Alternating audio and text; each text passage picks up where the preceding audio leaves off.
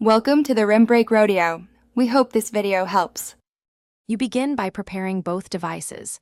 Enable QuickShare on your phone and install the Samsung QuickShare or link to Windows client on your PC.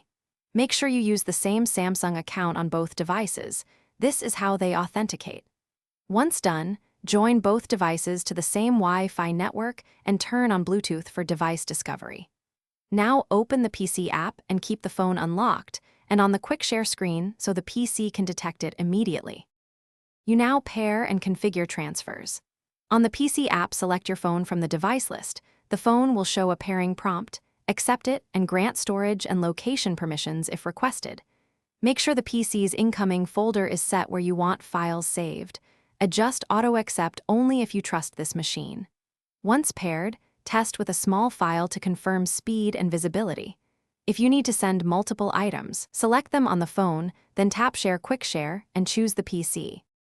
Finish by sending your files. From the phone, select items, tap Share QuickShare and pick the PC. Watch the PC app for incoming progress and confirm files in the chosen folder.